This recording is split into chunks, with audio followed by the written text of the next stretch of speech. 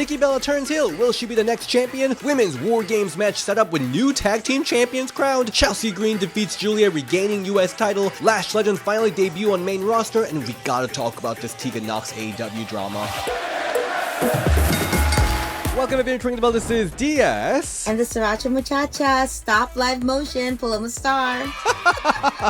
And we are here for the Women's Wrestling Weekly. Paloma, I'm guessing, is a little bit less stop motion this time. What if I'm just a robot the whole time? There's a lot that happened this week. There's so much to talk about, all the way from new champions to heel turn to some real life heel turn going on backstage. So there's a lot to talk about. So let's just jump right into it. Starting with SmackDown. So we saw Charlotte Flair versus Nia Jax match, and I love that they were like little teasing that shoot fight style in the front side a little bit. Totally. I'm glad they're leaning into it because I'm sure they know that this happens. I'm sure they know this is what they talk about. So I'm glad they're kind of leaning into it for sure, because I mean it's very obvious, but I think them two leaning into it makes it so much fun. It was both a fun match. I love that they both they are so into playing up into it. Like they're into playing up to what people say about them. They're into playing up to what people think anyway, so it makes it for a way more fun match. And I know they're like, oh, he hit each other as hard as he can and apologize in the back later type of thing, and those are my favorite type of matches. And they played it up too much, so there seems like there was some wardrobe malfunction. I guess people are like losing their mind over it. I was wondering, I'm like, why does the screen keep on going black? I'm like, oh, that's why. But what really happened is at the end, Lash legend came in and choked away Alexa Bliss full-on China style. It was very like China homage for me. Very. Yeah. Letting Nia pick up the win. Yeah, this is a new tag team. So Lash lost her metaphor partner, but here she is with another partner, Nia Jax. WWE loves doing this.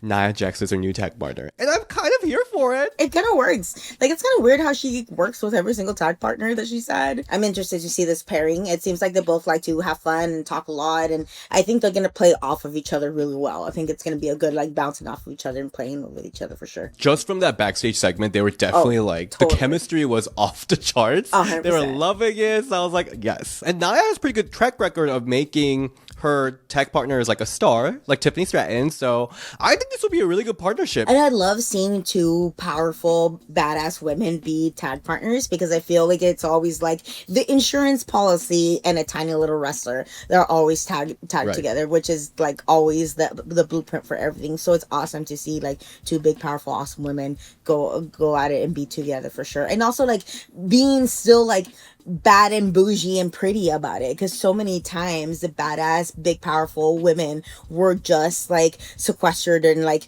pigeonholed to like one specific type of character, the monster. Exactly, like the big scary monster, and that's it. Like, well, I don't know if y'all know this, but monsters can be pretty too, damn it. And we're back. We're so back. Life is good again, because Chelsea Green is our US Women's Champion again, defeating Giulia in such a quick match. Oh my Totally. God. I was actually surprised, but also it made sense for Chelsea Green's character to win like this. I don't know if it really made sense for Giulia's character, but also, what is her character? What is her gimmick? I feel like so many times we're being told that she's like this awesome, cool, world-renowned wrestler. And she is. Just not in WWE. Yeah. Just not in SmackDown. No, she is. She definitely is. In NXT, I liked her a lot too, but her stuff in Japan is so, like, it is so watered down now, maybe because she doesn't have to wrestle like that. It's just the part where they keep on telling us, but not showing us. And maybe this will be kind of a restart for Giulia, but it was just so out of nowhere. I'm not mad about it either. I mean, this is the thing about Giulia. Like, I saw her in Stardom, and she was badass. Like, she was owning the crowd. She had so much charisma. For some reason, that really didn't translate to NXT or WWE. I don't know why. And like, this whole beautiful madness, I mean, she's beautiful. I don't think she's that crazy. So, where's the madness? Yeah, where's the madness? We've seen some crazy in WWE, so she needs to like really amp it up. The other thing too is that with other Joshi wrestlers like Asuka and Io and Kairi, I think their like wrestling style was so unique. Yeah. Like, you knew who they were right from the start. Giulia, I haven't really I haven't really connected with her in that sense. And you can tell that the crowd is having difficulty connecting with her. And I'm not saying the booking was great so far, but I'm just like, something's missing. I don't think she believes what she's selling, and we can't believe it either. She's not believing it either. But I want to, like, she should be. She looks apart. She looks great. She looks like an enigma. She looks different. But then it's like, oh, okay. Then what? So, like I said, I hope this is what I'm hoping for. This is a reset for her to kind of like bring something different, show something different. But also, I am glad that finally Chelsea Green is being acknowledged as a champion in AAA, because I feel the last time I was complaining about it, that she's the mixed tag team titles there. But now it's been acknowledged, so thankfully, about time. So the rumor is that Giulia dropped the title to be in the world title scene. I don't know how true that is, actually. If that's true, that's crazy to me, but like, we'll see where that goes. But also, I feel like this whole run was also a disservice to Kiana, because I personally did really like Kiana's role. I just don't think her and Giulia really meshed well. But speaking of Giulia's short reign, let's talk about something else that's short. Jade Cargill, her promo. It was so quick. She said, "Make no mistake about it, I am that bitch." She walked away. I thought it was perfect. Her entrance was longer than the promo. That is true. I thought she said what she said, and I was like, I am here for it, Jade. I'm here for it. She should just keep on doing that every time. She should just like, have her like entrance be the most like dramatic, elaborate, with a whole bunch of like hot guys or hot people entrance, and then just her just come out, say one line, and like leave. Lean into it and like lean into it all the way. Why not? I think sometimes shorter could be more impactful. You didn't like it? You did not like it? I was just thinking a whole different way, the way that you said it. Oh yeah, I liked it. It was fine. You can mess up shorter. I mean, I'm not saying that she's messed it up, but just saying, like, less room for error that way. What are you talking about? I mean, it gives her more of a like mystique about her.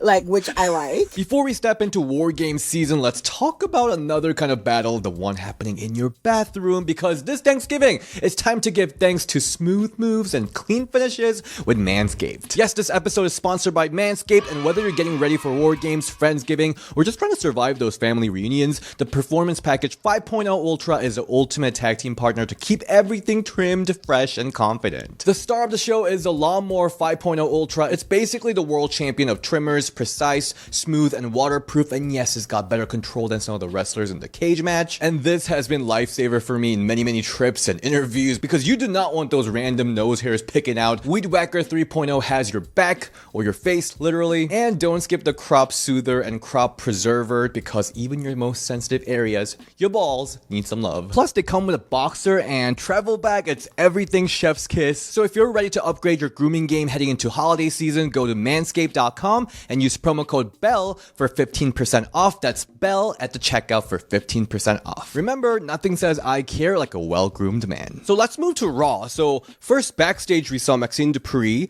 confirm that she will be facing Becky Lynch next week on Raw. So that match is happening. And then Becky came to attack Maxine. So, you know, pretty default stuff that we saw. Put the title on her.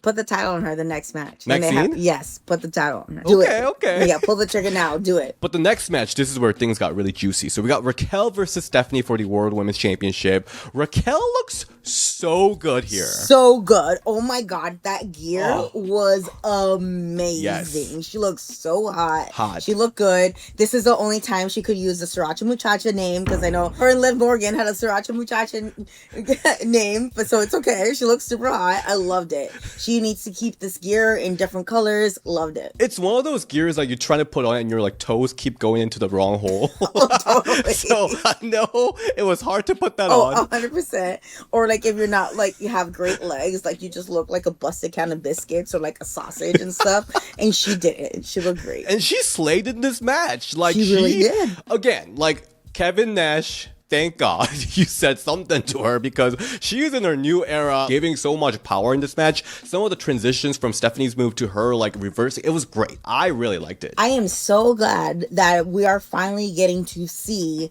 the big, strong powerhouse that Raquel is, as opposed to the commentators just telling us. Like, where's this? And like now she's showing it. They don't even have to tell us, because she's showing it. So many different, and like how you said, interesting ways that she got out of things, the reversals, and it looked smooth. It looked powerful. It didn't look like she was struggling at all. So especially like out of the Devil's Kiss, she's showing us instead of telling us it's where it's at. This was a good, solid like TV match. I don't think it was like, oh wow, they changed everything for it, but it was a solid, good match, and I think both of them looked really well. But Stephanie here successfully defended her title. There was some shenanigans going on with Roxanne and Nikki outside. Well, most importantly, post-match, we have some shenanigans, but what really we were waiting for, Nikki Bella has finally turned heel. We are so back. Heel Nikki is here. And you could tell that she feels a lot more confident as heel Nikki. You could tell that. 100% agree. Like, she was feeling it, and we were feeling it. I totally can relate to not feeling comfortable as a face, because for the longest time, I was not comfortable as a face, and you could tell that I was just like, almost like going through the motions, or like, I think this is what face is supposed to do. And now that she's a heel, you could tell she's so comfortable. My favorite part of the whole thing was her going from the red top to the black top to show that she's a bad guy now. That was my favorite part. But also, not gonna lie, the crowd totally popped for it. They were really into her turning heel. I think this was more of a reaction on her being a face. If it's a reaction, it's a good reaction. The only time it's a bad reaction if there's no reaction. Sure. And I feel like it was kind of trending that way. So I'm so glad they finally did it, and she's a heel, because I think her promo is her work in the ring, her everything is gonna be so much better, because I could tell that she's going to be so much more into it. I mean, even just that little bit, you could tell she was more into it. Her holding the title was great. I'm very looking forward to the rest of this storyline for sure. Nikki's just a bad bitch. Like, she's just naturally heel. Like, to toot my own horn, we partied a little bit in Mania weekend, but like, Nikki was partying so hard. Like, I felt like I'm a freaking geek next to her. Like, I was like, oh my God, I could never catch up with her. Yeah, I wouldn't be able to hang. And that's just her. Like, I will never be as cool as Nikki Bella. She's gonna make me feel inferior, and that's just who Nikki Bella is. But I gotta say, that belt looked really good with her. You can tell me how you really feel. I'm just glad that I feel like she's gonna be more into her matches now. If she's more into her matches, then I feel they'll be like even better matches that way. Because if you're not into your matches, then they're not gonna be as good as it could be. But I feel like she's gonna be way more into it now. And honestly, some people are like complaining, like, oh, like, why is Nikki taking this opportunity, like facing Stephanie? And I'm like, guys, Stephanie is gonna be here competing with Nikki Bella, who's a Hall of Famer, who's a legend, who gets big reactions, but also she's like kind of a mainstream name too. It's a huge thing for Stephanie to have this feud with Nikki Bella. This is big for her. This is a big rub. This is a great opportunity for Stephanie, who's hasn't been with WWE that long. Like, this is awesome for her. It's a win-win for both of them for sure. And I always personally like when the face is chasing the title. I always feel like that plays up for better storyline purposes and better everything. So I know she's obviously going to win the title back eventually. Wait, you think Nikki's going to win the title? I think so, yeah. Oh, I do. Wait, really? I do think so, yeah. And I think it's going to look better for Stephanie that way. You don't think so? I didn't think that, but if you're manifesting like that, let's go. Yeah, let's go. Will be a way better rub for sure. I did see a video with like Brie and Nikki at some event, and like Brie looked hella jealous about Nikki and like Stephanie's friendship lately. So if Brie comes out to help her, could be really cool. But let's talk about the main event. We got the Women's Tag Team Championship with another new champions crowned. Like, I was shook about this. But what I was more shook about is Charlotte's gear. Oh my gosh. Like, so good. It was way better than the SmackDown one where she had a lot of shenanigans and trouble. But I was like, what? Yes. It's not even a pay-per-view and we're busting out this look? Right. Damn. Everything. And the match was giving. Like, I love that they gave a lot of time to Charlotte and Asuka, who obviously we know that they have great chemistry. So they were just like giving it all in the ring. I definitely felt like this match was more about the shenanigans at the end as opposed to the actual match.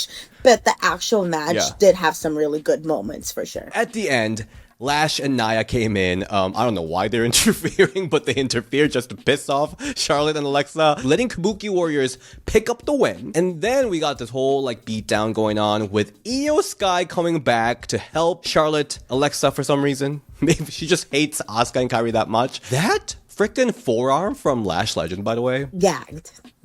I was speechless. I was like, oh, someone might get a receipt later, but oh. But what a great way to make your mark, literally. And Rhea Ripley came out to protect her girlfriend. She's like, and I feel like she's been in her mask for a while. Like, I feel like I've seen her in mask a couple of times now. But yeah, she came out with her mask again. She loves saying War Games. I don't even think they have that much of a beef anyway. But she's like, War Games! I did not like the booking of this match. I'm going to go ahead and say it. I didn't like the booking of this match. Tell me about it, yeah. What's the point of costing them the match? Then you're going to go after people who are not champions? Do you want to be champions or not? Like you really don't like Charlotte and Alexa Bliss more than you would rather not like them than get the belts? That makes no sense. Like, it also doesn't make sense why they booked it that way. Yes, I love the Kabuki Warriors are champions, of course, but it doesn't make sense booking wise. If you're going to have one, all this was just to get a War Games match.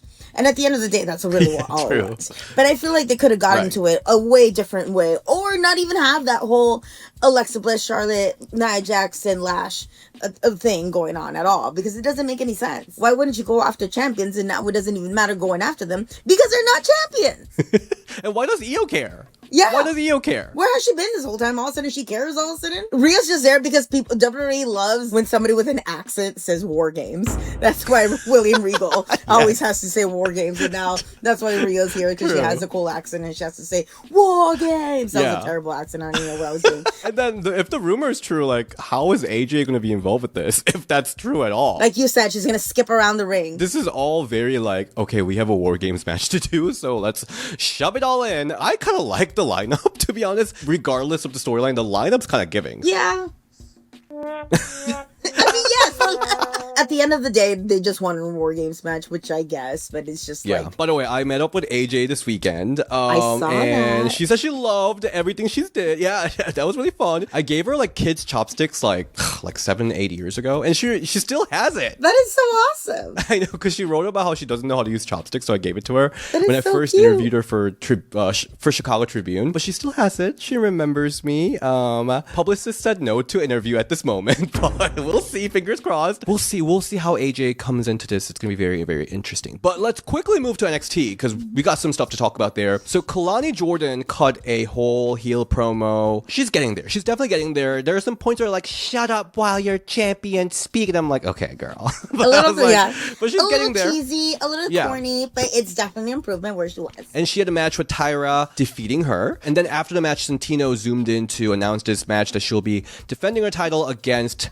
Lei Ying Lee, aka Xia Li, and Jordan Grace at NXT Gold Rush. So that match is coming. Zarya defeated Ren to advance in the Speed Championship tournament, so that's happening. And then Fatal Influence had a match against Tatum Paxley, Izzy Dame, and Lola Vice, where there's another whole situation. Izzy having this awkward moment with Tatum, but then like she took the Rolling Thunder for her, which let Fatal Influence pick up the win. So there's just, I don't know, they're just like brewing something with Izzy and Tatum with the same shit they've been doing for the last couple weeks. So that's happening. But what was most confusing to me about this NXT was that they were teasing that Soul might be cleared soon. Oh, I know. Which I was almost like, so was the injury angle just the work? Because I feel like that was very fast, so maybe she's an awesome rehabber, but it's interesting to hear that. She might be coming for Blake's championship, so it's just kind of like, what happened there? No. Mystery for sure, so we'll see if she indeed will get cleared, but that whole thing was weird. If she gets cleared, would they be breaking up soon? Zarya? Maybe. Yeah, because that got a little awkward after Zarya lost, so. Yeah. But I'm really excited to talk about AEW this week. So excited. Starting from Dynamite, we got Mercedes Moné and Athena team going against Willow Nightingale and Harley Cameron. And Willow and Harley looked so good in that tag outfit. I'm like, okay, there's no way they're losing already. There's no way they're like getting eliminated first. And they advanced in the tournament, defeating Mercedes and Athena, which gagged me. But I gotta shout out to Mercedes bringing these like shirtless boys to hold the title. Thank you, Mercedes. I love it. And I really loved Athena and Mercedes like tag chemistry here. Oh, 100%. I mean, they're both amazing wrestlers. Sometimes when you get two really, really good wrestlers, it almost doesn't work when they tag together because they're almost like too good. It's like whenever you try to put like two magnets together and then like keep on like trying to like just get away from each other. But this works so well. Also, I just cannot get video out of my mind of Mercedes and Tauros with the spaghetti. See that? It was like Lady and the Tramp and Beauty and the Beast. Her tongue was out. Oh my god. She was not a lady in that video. Let's say that. He is really cute without his mask. Just gonna say, I could see, okay. I could see the appeal for sure, but I could not get that image out of my head. Oh yeah, but this tag match was actually so good. And Athena, whenever she's in the ring, she like goes full force. But like that time when she like had a Samoan drop and like back throw on both Harley and Willow was like, I was like mind blown. That's great. So good, so good. But at the end, Billie Starkz tried to help out with the belts, but then she gets clocked by Statlander, who starts chasing Mercedes around the ring, letting Willow and Harley pick up a win, eliminating this ace team from this tournament, which was huge gag. I thought this was really good. And then we had Megan Bayne versus Mina Shirakawa match where it was actually a really competitive match, but at the end, Marina, Megan's current tag partner, started choking Tony on the commentary, distracting Mina, which led to Megan picking up the win. And then after this match, we got this whole brawl Kibosh. leading up to their War Games match. Because remember, AEW has their own War Games match happening, Blood and Guts. So, but what we really want to talk about is on Collision. Because TJ had a match against local competitors who were supposed to be our beloved Tegan Nox, aka Nixon Newell and Miranda Alize. But our Tegan stood on her knees and walked out. But we got Maya World and Haya and replaced them. And in 3 minutes, they lost to TJ with their, they got their ass whooped with TJ's ass moves. So what did you think about this whole situation of Nixon and Miranda walking out because they're like, this 3-minute match is not gonna benefit anyone, is quotation from them. In fact, let me just say, it was a 3-minute segment and their match itself was like 2 minutes. I was surprised but not surprised by the amount of backlash that I saw online about it, because so many people were just like, had all these honestly like really misogynistic comments and memes to say right away, because I honestly do not feel like this would have the same reaction from the internet if it was 2 men doing it. Would everybody be saying this if it was 2 men doing this? And the answer is no. Absolutely not. I don't think so. But also, I'm actually kind of surprised that they stood their ground and, how you said, stood on their knees and walked out for it. They don't necessarily strike me as the type to rock the boat. I think AEW kind of ends up looking bad in this situation because it shouldn't even have gotten to this situation. I think so. I don't think it should have gotten to this situation. If there was trouble with talent or a disagreement, or they can agree, have management, have agents, have producers, have the bookers take the time to talk to them separately and address the issue so it doesn't get to this point. I'm sure there was a way that they could discuss it or be professional about it even before it got to this point. I think it says more about AEW and how it's ran that it even was able to get to this point. I was reading up on some of the updates, and it seems like Miranda did tweet a lot about the situation before it blew up. So she kind of teased to it. So that's like one of the things I was like, you gotta be careful for what you post on social media, because it ends up being like sometimes receipts for your enemies, It is a very tricky situation because again, it was like 2-minute match. Especially Tegan Nox came into this whole tag team tournament thinking that maybe she had bigger roles. So like, I understand her frustration and almost like, to a point, I have respect for her standing on her feet. But also at the same time, I'm like, she was not signed. She didn't really have that much leverage in this situation, which is a thing. And it just sucks because pro wrestling is an industry where there's like basically only 2 big companies where you can make living wages with. You already had your chance with company A, and if you're gonna walk away from company B, that kind of like makes you run out of options when it comes to like pro wrestling industry. That's what I feel like. It's kind of a sad situation with it. Like, if there were more places to showcase your talent, like if Shimmer was around, 20th anniversary, congratulations. She can walk out and have great matches there, but like unfortunately right now there's not that many opportunities. Maybe TNA? I don't know. If I were in her position, I don't know if I would have done that. And I think a lot of times in wrestling situations like this, it's going to be a lot of hearsay. That's going to be like, oh, well, this happened, and she said this happened, and AEW said this happened, and anybody else that was in the locker room said this happened. So I think it's kind of hard to say what is right per se, because honestly, at the end of the day, are they going to be seen as difficult to work with if they go to next company? See, like you say, TNA is going to hear about this. That could possibly happen. What if they walk out of our company, or what if they walk out of our or match in a business sense, in the business side of the things. That's how they might be looked at, unfortunately. Because Paloma, as an independent wrestler who's been grinding for years, you know that 3 minutes is something that people will die for. 100%. 100%. And so many times they tell you it's not how much time you get, is what you do with the time. And like you make yourself stand out even as soon as you walk through the curtain, or that little moment that they have in the ring when they zoom in on the local competitor or anything like that. And it's true, like you should make the most with the time that you have. But also I would have tweeted about it. I would have bitched about it to like my partner at home, and that's it. And I would have definitely felt the same way. I would text you about it, be like, WTF, I can't believe this is going on. But I definitely would have like tweeted about it. I saw a lot of people online talking about how like, oh, it's just a job. Like sometimes you just have to do something that you don't want to do, right?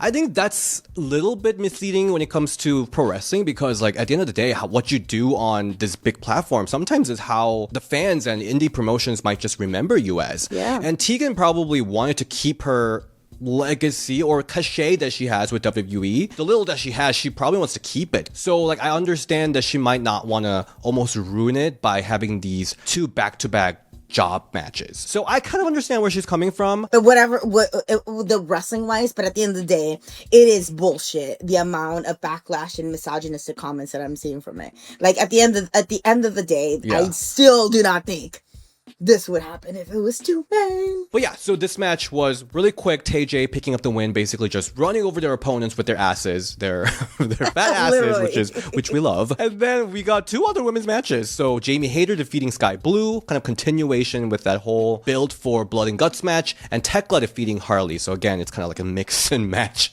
of that. A lot happening. I'm very excited for this Blood and Guts match. Really, the conversation has been mostly about Nixon Newell and Miranda this week. Look, isn't this creepy? Wait, what is it?